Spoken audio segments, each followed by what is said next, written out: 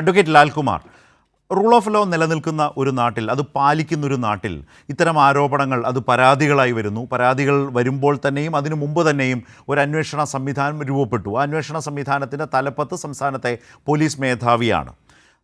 ഇതാണ് ഇതിൻ്റെ ഒരു പശ്ചാത്തലം. പക്ഷേ ഇതിൽ ഒരു ഭരണപക്ഷത്തെ MLA തന്നെ ഒരു ആരോപണം ഉന്നയിച്ചു എന്നതുകൊണ്ട് തന്നെ ആശ്ചര്യകരമായി കാര്യങ്ങൾ ആകെ മാറി എന്ന നിലയിൽ പറയുമ്പോൾ തന്നെ ഇപ്പോൾ UDF ഭരണകാലത്ത് ആ മുന്നണിക്കകത്ത് നിന്ന് അപ്പുറത്താവുമ്പോൾ അതൊരു ഒരു ഒരു ഒരു പ്രത്യേകത പോലും ഒരു അത്ഭുതം പോലും അല്ല എന്നുള്ളത് വേറെ കാര്യം. വലിയ തോതിൽ ആരോപണങ്ങൾ ഉണ്ടായിട്ടുണ്ട്. തീവെട്ടിക്കൊള്ള എന്ന നിലയിൽ ഒരു സർക്കാരിൻ്റെ മുഴുവൻ ക്രെഡിബിലിറ്റിയും തകർക്കും വിധം ഉമ്മൻചാണ്ടി ഭരണകാലത്ത് പറഞ്ഞത് ആരാണ് എന്നൊക്കെ നമ്മൾക്കറിയാം. ഏതെങ്കിലും തരത്തിലുള്ള അന്വേഷണം ഉണ്ടായിട്ടുണ്ടോ? ഒരു മന്ത്രി രാജിക്കത്ത് കൊടുത്തിട്ട് അന്നത്തെ മുഖ്യമന്ത്രിയുടെ പോക്കറ്റിൽ അത് എത്ര ദിവസമാണ് വിശ്രമിച്ചത് എന്നതൊക്കെ നമ്മൾ കണ്ടിട്ടുള്ള ഒരു കാലം അല്ല ഒരു സാഹചര്യം കേരളത്തിലുണ്ട് മുമ്പ്. പക്ഷേ ഇവിടെ ഇത്തരം പ്രശ്നങ്ങൾ വരുമ്പോൾ ഞാൻ പറഞ്ഞതാണ്, ഈ പരാതി വരും മുമ്പ് തന്നെ ഈ പരാതിക്ക് ആധാരമായ സാഹചര്യങ്ങൾ ഉയർന്നു വന്ന ഒരു പൊതു അന്തരീക്ഷത്തെ കണ്ടുകൊണ്ട് തന്നെ സംസ്ഥാന പോലീസ് മേധാവിയോട് തന്നെ അന്വേഷിക്കാൻ പറയുന്നു. ഇതാണ് മുന്നോട്ട് പോകുന്നത്. പക്ഷേ ഈ ചർച്ചയിൽ ഇപ്പോൾ ശ്രീ N. ശ്രീകുമാർ ഈ അന്വേഷണത്തെ തന്നെ ഒരു സംശയാസ്പദമായ സാഹചര്യത്തിൽ നിർത്താൻ കഴിയും വിധം ഒരു നിരീക്ഷണം നടത്തിയിട്ടുണ്ട്. അത് നിലനിൽക്കുന്നതാണോ? ഈ അന്വേഷണം എന്നത് ഇപ്പോഴത്തെ ഒരു സാഹചര്യത്തിൽ ഏറ്റവും ഗൗരവമുള്ളതും അത് പരാതിക്കാരൻ തന്നെ പറഞ്ഞിട്ടുണ്ട്, അതാണ് ഇതിലെ ഏറ്റവും രസാവഹമായ കാര്യം. പക്ഷേ അത് ഉൾക്കൊള്ളാൻ ശ്രീ N. ശ്രീകുമാർ തയ്യാറായിട്ടില്ല. എന്നാൽ അൻവർ ഉന്നയിക്കുന്ന കാര്യങ്ങൾക്ക് അതിൻ്റേതായിട്ടുള്ള മെറിറ്റിൽ ഉയർത്തിപ്പിടിക്കാൻ അദ്ദേഹം തയ്യാറുമാണ്.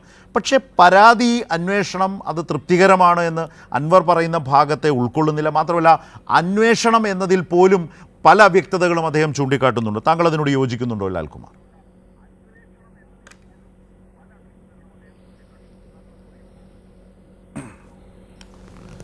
ഇതിനകത്ത് അടിസ്ഥാനപരമായി കുറച്ച് പ്രശ്നങ്ങളുണ്ട്.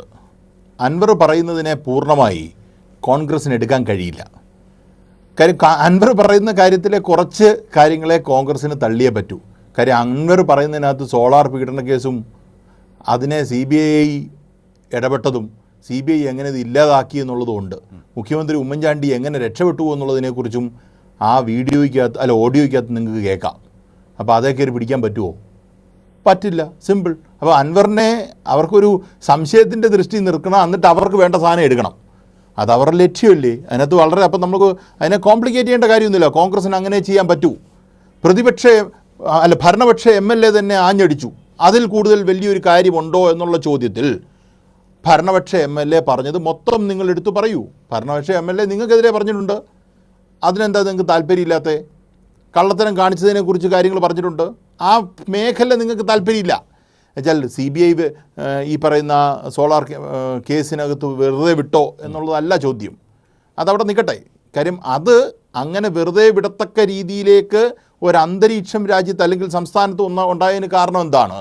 അത് ഈ പറയുന്ന വ്യക്തിയെ തന്നെ, വിക്ടിമിനെ തന്നെ സ്വാധീനിക്കുകയും ഈ പറയുന്ന ആൾക്കാർ പ്രവർത്തിച്ചു എന്ന് പറയുന്നുണ്ട്. അതെന്തായാലും CPM-കാരല്ലല്ലോ പ്രവർത്തിച്ചത്. ആ കാര്യത്തിൽ നമുക്ക് വ്യക്തതയുണ്ടല്ലോ. എന്തായാലും CPM-കാർ ഇടപെട്ടിട്ട് അന്ന് മുൻ മുഖ്യമന്ത്രിയായിരുന്ന ഉമ്മൻചാണ്ടിയും അല്ലെ ഈ കൂട്ടരെയൊക്കെ വിട്ടേക്ക് എന്ന് പറയുന്നില്ല. ആ ഓഡിയോയ്ക്കകത്ത് കേട്ടാൽ നമുക്കറിയാം KC വേണുഗോപാൽ ഇടപെട്ടതിനെക്കുറിച്ച് പറയുന്നുണ്ട്. അത് പറയുമ്പോൾ എല്ലാം പറയണം, മൊത്തം പറയാതിരിക്കരുത്. അതാണ് ആദ്യത്തെ കാര്യം. അടുത്ത വിഷയം എന്താണ്?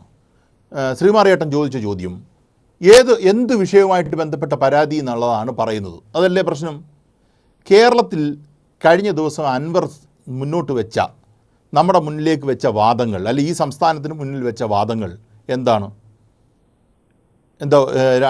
അണുബോംബ് പൊട്ടിച്ചതിനെ കുറിച്ചാണോ? അല്ലെങ്കിൽ ബ്രസീലിലെ കാർഡ് നശിച്ചതിനെ കുറിച്ചാണോ? അല്ലല്ലോ. അത് കഴിഞ്ഞ് അൻവർ പോയി കാണാൻ ശ്രമിക്കുന്നു, മുഖ്യമന്ത്രിയെ കാണാൻ പോകുന്നു, മുഖ്യമന്ത്രിയെ സന്ദർശിച്ച് പരാതി കൊടുക്കുകയാണ്. ചർച്ചയ്ക്ക് പോയതല്ല, പരാതിയാണ് കൊടുക്കുന്നത് മുഖ്യമന്ത്രിയുടെ അടുക്കൽ. അപ്പം മുഖ്യമന്ത്രിയുടെ മുന്നിൽ ഒരു മെറ്റീരിയൽ സബ്സ്റ്റൻസ് എന്ന് പറയുന്ന കാര്യം ഞാൻ പറയുന്നത് എനിക്ക് തന്നെ തിരിച്ചു കേൾക്കുന്നു. ഒന്ന് കറക്റ്റ് ചെയ്യാൻ പറയും. അത് ഭയങ്കര ബുദ്ധിമുട്ടാണ്. ഒരു ഫ്ലോയിൽ വരുമ്പോൾ അത് കളയല്ലെന്ന് പറയണം. ഈ പറയുന്ന നിങ്ങളുടെ മുന്നിലേക്ക് ഒരു കാര്യം വരുന്നു. മുഖ്യമന്ത്രിയുടെ മുന്നിലേക്ക് ഈ കാര്യങ്ങൾ എപ്പോഴാണ് വരുന്നത്? ഇന്നലെയാണ് വരുന്നത്. അൻവർ പോയി കണ്ടപ്പോഴാണ് വരുന്നത്. അതിനു മുമ്പ് ഈ പറയുന്ന ആരോപണങ്ങൾ ഓഡിയോ അല്ലെങ്കിൽ ഈ പറയുന്ന വാർത്താ സമ്മേളനം വഴി വരികയാണ്.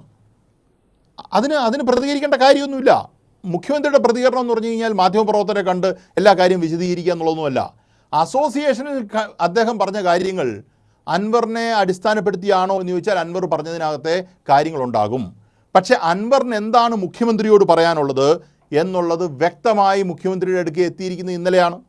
അതിനനുസരിച്ചാണ് അദ്ദേഹം പ്രതികരിക്കുക. അതിനനുസരിച്ച് പ്രതികരിച്ചാൽ മതി. അല്ലെ ഈ പറയുന്ന പോലെ നമ്മൾ നേരത്തെ പറഞ്ഞ പോലെ ഓരോരുത്തർ TV വന്നിരുന്ന ഒരു കാര്യം പറയും, അതിനനുസരിച്ച് FIR ഇടാൻ പറ്റുമോ? നോ.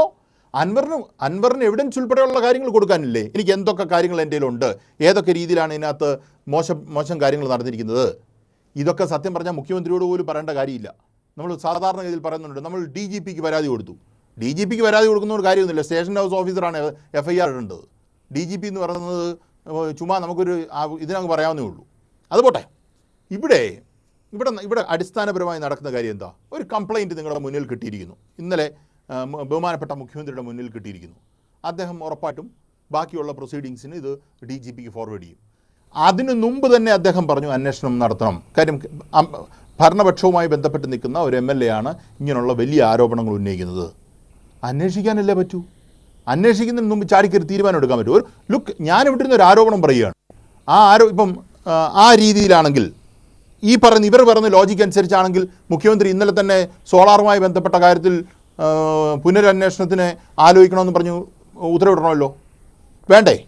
CBIയുടെ കയ്യിലായിരിക്കുന്ന ഇതുമായി ബന്ധപ്പെട്ട എന്തൊക്കെ വിഷയങ്ങൾ സംസ്ഥാന സർക്കാരിന് ചെയ്യാം എന്നുള്ളതിനെക്കുറിച്ച് ലീഗൽ ഒപ്പീനിയൻ അഡ്വക്കേറ്റ് ജനറലിനോട് തേടണമല്ലോ. വേണ്ടേ? നമുക്ക് CBIയുടെ കാര്യത്തിലിരിക്കുന്ന സംസ്ഥാനത്തിന് എന്ത് ചെയ്യാൻ പറ്റും എന്ന് ചോദിക്കാമല്ലോ. കാര്യം ആ വിഷയം മൊത്തം അട്ടിമറിക്കപ്പെട്ടു. അങ്ങനൊന്നും ചെയ്യേണ്ട കാര്യമില്ല. ചാടിക്കയറി പ്രതികരിക്കേണ്ട. ഇവർക്കെതിരെ മൊഴിയുണ്ട് ഇല്ലേ? ഇവർക്കെതിരെ മൊഴിയില്ലേ? അപ്പം നമ്മൾ ചെയ്യേണ്ട കാര്യം, നമ്മൾ വ്യക്തമായി വെയിറ്റ് ചെയ്യുക. ഇൻവെസ്റ്റിഗേഷൻ എന്ന് പറഞ്ഞാൽ അതിൻ്റെ പ്രോസസ്സിങ് നടക്കും. ഒരു ദിവസം കൊണ്ട് ഇത് അവസാനിക്കത്തില്ല. വരാൻ പോകുന്ന ദിവസങ്ങളിൽ മാത്രമേ ഇത് കുറേ ദിവസങ്ങളെടുത്ത് തന്നെ തീരത്തുള്ളൂ. ഇപ്പോൾ ഒരു മാസം കൊണ്ട്, ഞാൻ ഒരു കാര്യം കൂടെ പറയാം, ഒരു മാസം കൊണ്ട് റിപ്പോർട്ട് തന്നേക്കാൻ പറഞ്ഞു കഴിഞ്ഞാൽ ചിലപ്പം ഈ പറയുന്നതനുസരിച്ച് ഈ SP-യുടെ മൊഴി എന്നൊക്കെ പറഞ്ഞു കഴിഞ്ഞാൽ വളരെ വലിയ ഗുരുതരമായ കാര്യങ്ങൾ അതിനകത്ത് പറഞ്ഞിട്ടുണ്ട്. അത് എവിടെ പോയി നിൽക്കും? നമ്മുടെ കയ്യിൽ തന്നെ നിൽക്കുന്നതാണോ എന്നുള്ള കാര്യത്തിൽ എനിക്ക് സംശയമുണ്ട്. ഇപ്പം സ്വർണ്ണക്കടത്തുമായി ബന്ധപ്പെട്ട കാര്യങ്ങൾ അതിനകത്ത് പറഞ്ഞിട്ടുണ്ട്. അങ്ങനെ പല കാര്യങ്ങളും പറഞ്ഞിട്ടുണ്ട്. അപ്പോൾ അങ്ങനെ ഇരിക്കെ ഇത് നമ്മുടെ ജൂറിസ്ഡിക്ഷനിൽ മാത്രം, അല്ലെങ്കിൽ നമ്മുടെ ജൂറിസ്ഡിക്ഷനിൽ മാത്രം നിൽക്കുന്നതാണോ എന്ന് പോലും പറയാൻ പറ്റില്ല. അപ്പം നമുക്ക് ഇവിടെ ഒരു മാസം കൊണ്ട് ഇൻവെസ്റ്റിഗേഷൻ തീരുകയെന്ന് പറഞ്ഞു കഴിഞ്ഞാൽ ഇതിനെക്കുറിച്ച് കുറ്റവാളിയെ കൊണ്ടുപോകുന്നൊന്നുമല്ല. പ്രാഥമികമായിട്ടുള്ള അന്വേഷണങ്ങൾ നടക്കും. ഉറപ്പായിട്ടും ഇതുമായി ബന്ധപ്പെട്ട കാര്യങ്ങൾ നടപടി ഉണ്ടാകും. ശരത്തേട്ടാ, നമ്മൾ ചാടിക്കേറി നടപടി ഉണ്ടാകത്തില്ല, അല്ലെങ്കിൽ ഈ സർക്കാർ ആക്ട് ചെയ്യത്തില്ല. ഞാൻ മനസ്സിലാക്കുന്നിടത്തോളം കേരളത്തിലെ മുഖ്യമന്ത്രിയെ സംബന്ധിച്ചിടത്തോളം കേരളത്തിലെ മുഖ്യമന്ത്രി പല പ്രാവശ്യവും പല കാര്യത്തിലും ഇടപെട്ടിട്ടുള്ളത് വളരെ സ്ലോ ആയിട്ട് തന്നെ ഇടപെട്ടിട്ടുണ്ട്. കാര്യം സ്ലോ ആയിട്ട് ഇടപെട്ടേ പറ്റൂ. ഇപ്പോൾ ഈ ആൾക്കാർ ചോദിച്ചൊരു കാര്യമാണ്. ഇപ്പം ഞാൻ ഒരു കാര്യം കൂടെ വേണം പറയാം. ഈ പറയുന്ന ആദ്യം വാർത്തയിൽ വന്നല്ലോ, ഇദ്ദേഹത്തെ സസ്പെൻഡ് ചെയ്തു.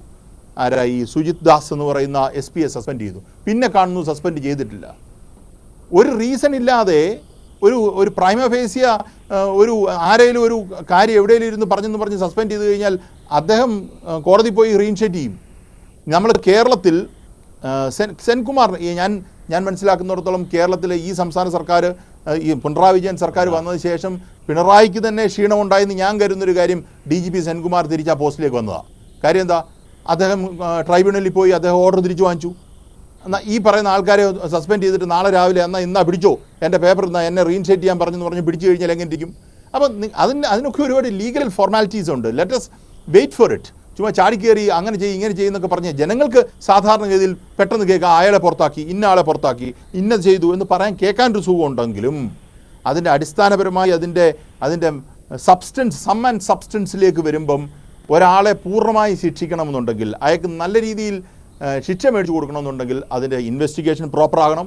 അയാൾക്കെതിരെ ഏത് നടപടി എടുക്കുന്നതിനും വളരെ കൊറോബറേറ്റ് ചെയ്യാൻ പറ്റുന്ന എല്ലാ എവിഡൻസും ആക്കേണ്ടതായിട്ടുണ്ട്. അതിനു മുമ്പ് അയാളെ സസ്പെൻഡ് ചെയ്ത് കഴിഞ്ഞാൽ അയാൾ റീഇൻഷേറ്റ് ചെയ്യപ്പെടും. എന്നാൽ റീഇൻഷേറ്റ് ചെയ്തോട്ടെ എന്ന് ചോദിച്ചു കഴിഞ്ഞാൽ അത് നമുക്കൊരു നാണക്കേട് ഉണ്ടാക്കുന്നൊരു വിഷയം കൂടെ ആണെന്ന് കരുതിക്കോളൂ. അത് വേണ്ട, അന്വേഷിച്ച് കാര്യം തീരുമാനിക്കട്ടെ എന്നുള്ളൊരു തീരുമാനം എടുത്താൽ മതി. ഇപ്പോഴേ കടന്ന് വെപ്രാളപ്പെടേണ്ട കാര്യമില്ല. ഇവർക്കെതിരെയുള്ള ആരോപണങ്ങൾ പോലും ഈ പറയുന്ന കാര്യത്തിൽ എന്തേലും മുന്നോട്ട് ചെയ്യുന്നുണ്ടെങ്കിൽ പതുക്കെ ചെയ്താൽ മതി. തിരക്ക് പിടിക്കേണ്ട കാര്യമില്ലെന്ന് എനിക്ക് തോന്നുന്നു.